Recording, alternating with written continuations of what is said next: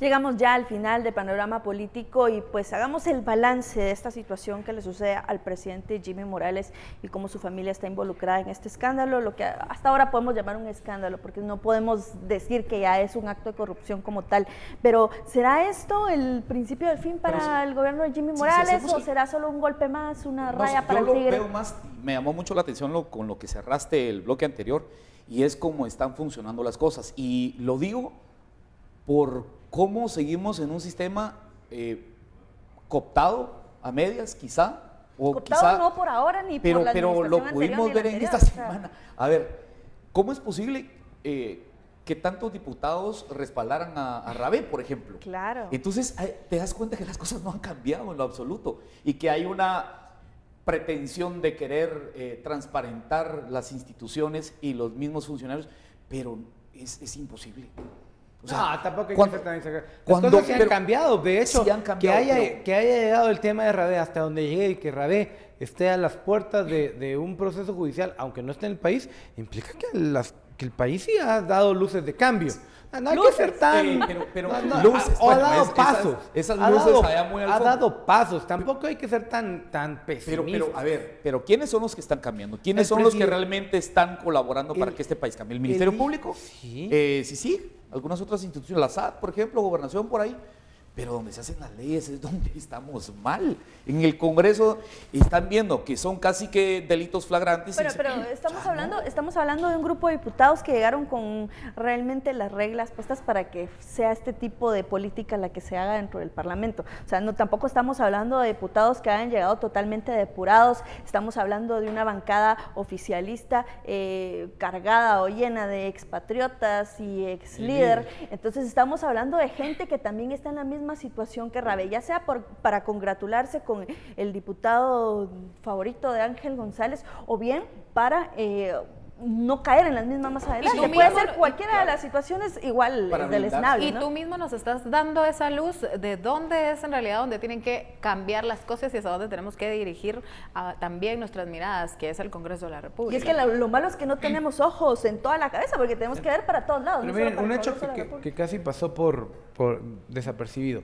El día del desfile, e incluso en la riada de la bandera, en dos momentos distintos, 2 o 3 ciudadanos distintos llegaron con carteles enfrente de la tarima de Jimmy Morales a decir, esto es lo mismo, esto sigue siendo corrupción, señor, ¿qué está pasando? O sea, el país sí tiene cambios importantes en su ciudadanía, en sus instituciones, y un ejemplo es, pregúntese cuándo el hijo del presidente y el hermano del presidente han estado metidos por un proceso pequeño.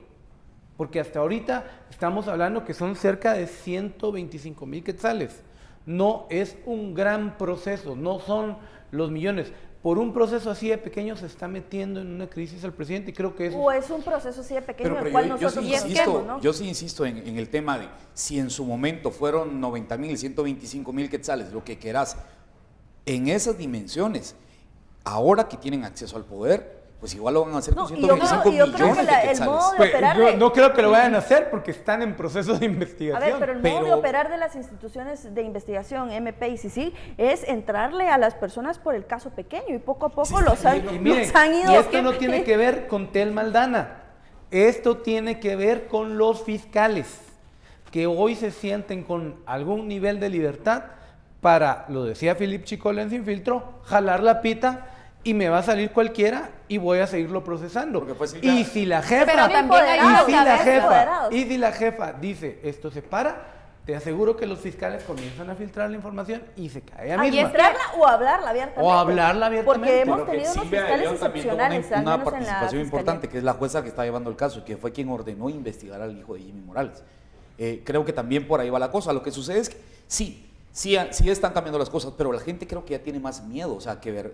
Que por cierto, pero es miedo, es temor. Pasó desapercibido que era José Manuel Morales, el hijo del presidente, porque... Ahora, ¿esto será que ya lo sabía el Ministerio Público en esta audiencia, teniendo en cuenta que fue la jueza la que lo mencionó? No, yo creo que las cosas, los cabos se van atando y conforme va saliendo a luz un caso sobre tal o cual cosa, se van amarrando con otros, así como por una llave. Yo creo que sí lo sabían, porque el el énfasis que hizo CICIG mientras daba la conferencia en el caso del registro, en este caso de fulanos y menganos, lo de la factura, lo del desayuno fantasma, que como dice Otto, quizá no es el gran caso de corrupción, pero lo metieron ahí, o sea, era un mensaje quizá para, no sé si para el presidente o para alguien, pero sí lo sabían. Sí, y seguramente trataron, o no sé, quizá darle un tratamiento especial a ese tipo de información por la calidad de las personas que lo involucraban, que era el mismo presidente Jimmy Morales. Y es que además no es ningún chiste meter a un presidente en una situación No, de eso. O para sea, el la sanidad sistema de una democracia pasa por la sanidad de sus instituciones. Fue una noticia mundial. Y como tú lo decías, New en York Times cualquier país del primer mundo el cita en presidente en tenía que una haberse nota muy preparado. País, igual. Sí, yo creo que... Bueno, pero si que, están involucrados, están involucrados. Si hay pruebas, pues deben haber condenas. Creo que no estamos hoy con la información suficiente como para condenar a Jimmy Morales, y un poco la pregunta con la que iniciabas el bloque: ¿a dónde va el presidente? ¿O qué va a pasar con él? Hay un montón de gente que está presionando para que se quede, para que se vaya. Creo que hay que esperar que maduren las cosas y ver su nivel de participación. Yo ahí debo decir una cosa: después de reírme 3 veces de ver una teoría bastante loca sugerida por la extrema derecha y principalmente por Ricardo Méndez Ruiz, que dice que el último día del presidente es el 6 de noviembre porque la embajada de Estados Unidos está presionando para que suba Jafet y entonces que quede de vicepresidente Juan Alberto Fuentes Knight. Pero Jafet, estás hablando de que Jafet también tiene ahorita pisado los talones por el caso de nepotismo. O sea, estamos hablando de dos figuras del Ejecutivo que están altamente pero mira, desgastadas. mi punto es no precipitemos las cosas. Creo que nuestra tarea como medios de comunicación o de quienes tienen alguna influencia sobre la opinión pública es tampoco sugiriendo cosas. Pero yo sí creo que los sectores de poder sí se la están jugando a futuro para saber más o menos quién va a ir quedando a cargo del Estado y que el sector del gobierno privado, en dado caso. A nadie en este país le conviene que haya un cambio de presidente ahorita.